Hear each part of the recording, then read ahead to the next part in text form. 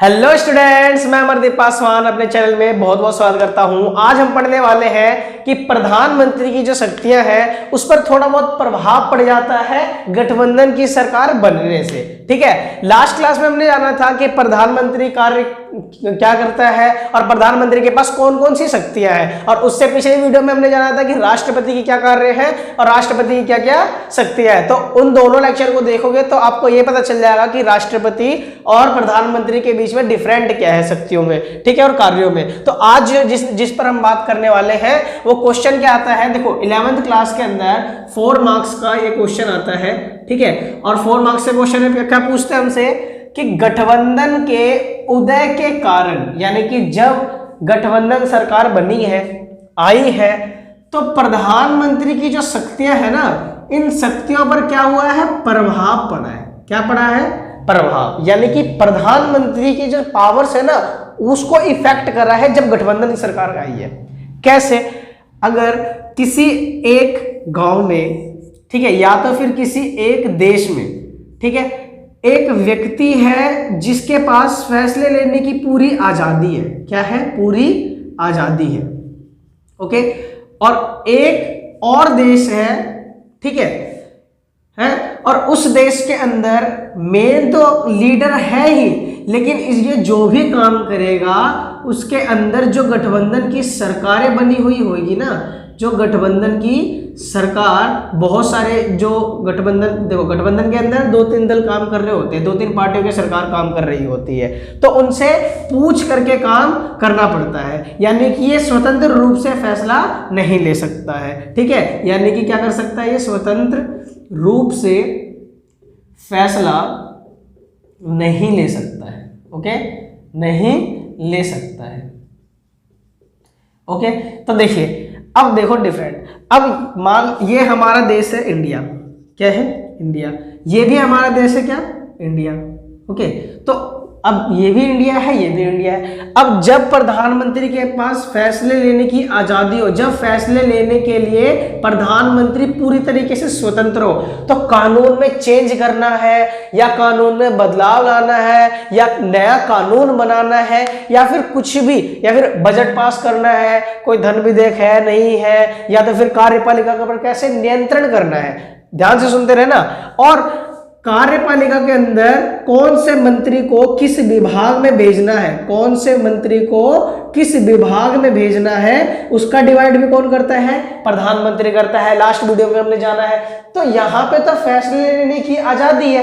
क्यों? क्योंकि वो अकेला है, क्योंकि वो अकेला है और फैसले लेने के लिए बिल्कुल स्वतंत्र है। उसको पूछने की जरूरत नहीं करती कि भाई साहब क्या मैं ये काम कर दूं, तो ऐसा कोई जरूरत ही नहीं है ना। लेकिन जब गठबंधन की सरकार बन जाती है, जब गठबंधन की सरकार बन जाती है, तो इन सरकारों में प्रधानमंत्री, ये जो पीएम है, अगर ये कोई भी काम करते हैं, चाहे वो कार्यपालिका पर नियंत्रण रखना हो या फिर विभिन्न विभागों में मंत्रियों को भेजना हो, कौन सा मंत्री की क्या काम करेगा इसका डिसाइड करना हो, तो इनको, और तो और जब भी कोई कानून बनाना हो या तो फिर कानून में क्या करना हो, परिवर्तन करना हो, तो अकेले प्रधानमंत्री नहीं करेंगे। वो गठबंधन की सरकार के लोगों से कहेंगे भाई साहब मैंने ना एक कानून बनाया है। क्या बनाया है? कानून बनाया है। तो आप इस कानून से सहमत हो क्या? मैं इसको लागू करने के लिए संसद में पेश कर दूं, और संसद में अगर पेश हो गया, ठीक है, संसद में तो पेश होएंगे ही, तो जब तो ये मना करेंगे या फिर हाँ करेंगे। जब पेश होगा तो ये बोलेंगे क्या मैं इसको राष्ट्रपति के पास भेज दूं सिग्नेचर के लिए। तो अब मान लो कि एक जने ने कह दिया हाँ, एक पार्टी ने कह दी हाँ, बाकी 3 पार्टी कह रहे हैं ओ भाई अपने अपने मत चला, हम भी सरकार बैठे हुए, गठबंधन की सरकार है, हमारी भी सुनेगा। तो गठबंधन की जो सरकार होती है, जो गठबंधन की सरकार होती है, इस गठबंधन की सरकार के अंदर जो प्रधानमंत्री होता है वो अकेले नहीं चलता, अकेले कार्य नहीं कर सकता, वो सबको मिल करके लेकर के चलता है और सबकी बातों को मान करके कार्य करना पड़ता है, जिसकी वजह से जो प्रधानमंत्री की शक्तियां हैं इस पर क्या पड़ जाती है? प्रभाव पड़ जाती है। ठीक है, अब पॉइंट्स में लिखना है। 3-4 पॉइंट्स कैसे लिखोगे?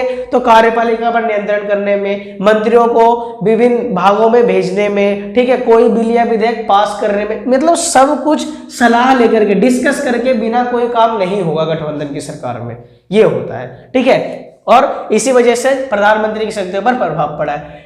अब नेक्स्ट क्वेश्चन क्या पूछता है, नेक्स्ट क्वेश्चन पूछता है कि जो कार्यपालिका है, जो कार्यपालिका है, ये 3 नंबर का क्वेश्चन आएगा या तो फिर 4 नंबर का क्वेश्चन आएगा। तो जो कार्यपालिका है, इस कार्यपालिका पर जो संसद है वो किन किन साधनों से नियंत्रण करता है, किन किन, यानी कि कौन कौन से साधन है जिसके वजह से, या फिर वो साधन ही ऐसे है जिस पर क्या कर सकते हैं हम, कार्यपालिका पर नियंत्रण कर सकते हैं। कौन? संसद। ठीक है, तो अब देखो कार्यपालिका पर देखो नियंत्रण करने का सबसे पहला है प्रश्न पूछकर। क्या करके? प्रश्न पूछकर। ओके, तो प्रश्न पूछकर कैसे? अब कार्यपालिका के किसी भी सदस्य से, यानी कि कार्यपालिका के अंदर बहुत सारे मंत्री हैं, तो जो संसद के सदन है, लोकसभा और राज्यसभा, उनमें से कोई भी सदस्य जाकर, और भाई साहब काम वाम चल रहा है कि नहीं चल रहा, काम कर रहे हो कि नहीं कर रहे हो ढंग से, क्या करेगा? पूछेगा वो। तो पूछ कर क्या कर रहा है? नियंत्रण कर रहा है ना, या फिर वो नहीं कर रहा है, भाई अपना काम सही से करो, ठीक है, आप अपना काम नहीं कर रहे हो, तो वो प्रश्न पूछ करके काम करता है। दूसरा नियंत्रण क्या है कि एक होता है अविश्वास। देखो अविश्वास प्रस्ताव के जरिए क्या होता है कि अगर कार्यपालिका के किसी मंत्री के खिलाफ अविश्वास प्रस्ताव पारित हो जाए तो पूरी कार्यपालिका भंग हो जाती है। ठीक है, और इन पर नियंत्रण कैसे करता है? नियंत्रण करने का तरीका होता है, एक तो हो गया प्रश्न पूछ करके, दूसरा हो गया उनको कार्य दे करके। क्या करके? कार्य दे करके, कि जो कार्यपालिका है, कार्यपालिका के जो सदस्य हैं, उनके जो मंत्री हैं, उनको कार्य देकर के भी नियंत्रण रखते हैं और समय समय पर पूछते रहते हैं क्या कर रहे हो, क्या नहीं कर रहे हो, कैसे कानून चल रहा है या कैसे नहीं चल रहा है। क्योंकि कार्यपालिका का क्या काम है? कार्यपालिका का काम है कानून को लागू करना जो विधायिका द्वारा बनाए गए हैं। इतनी बात क्लियर है? ठीक है, तो आज के वीडियो में हमने यही जाना है। मिलते हैं नेक्स्ट वीडियो में और नेक्स्ट नए चैप्टर के साथ। ठीक है, तब तक के लिए बाय।